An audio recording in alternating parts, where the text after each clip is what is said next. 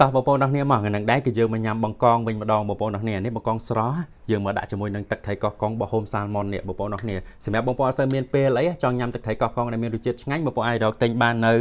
ផ្សារទំនើបលាក់គីជាង83កន្លែងនៅពេញជាមួយនឹងម៉ាក្រូសែនសុកម៉ាក្រូជ័យចវាហើយក៏បងប្អូនអាចទៅទិញនៅក្នុង page Home Salmon ក៏បានដែរបងប្អូនអរគ្នានេះអូយបងប្អូនអើយមើលណា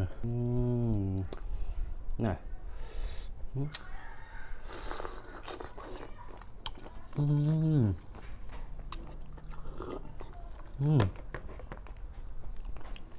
ទឹកត្រីកោះកុងហ្នឹងបងប្អូននេះយើងយកជ្រលក់អីក៏ឆ្ងាញ់ដែរនេះបងប្អូននេះដាក់ជាមួយនឹង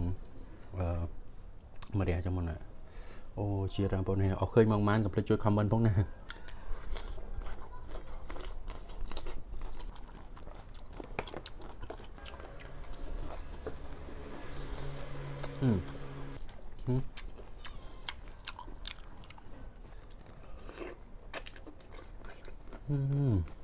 អូបងប្អូននេះសាច់បកង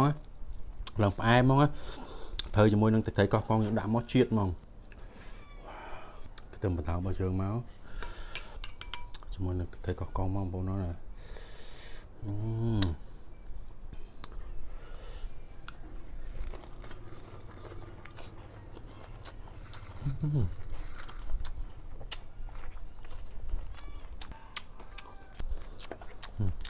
ពេល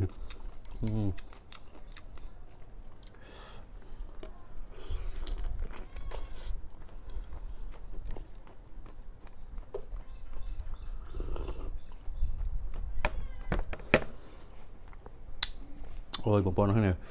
សាច់បកងក៏ផ្អែមដាក់ជាមួយនឹងទឹកត្រីកោះកុងរបស់ Home Salmon ទៀតរសជាតិអែម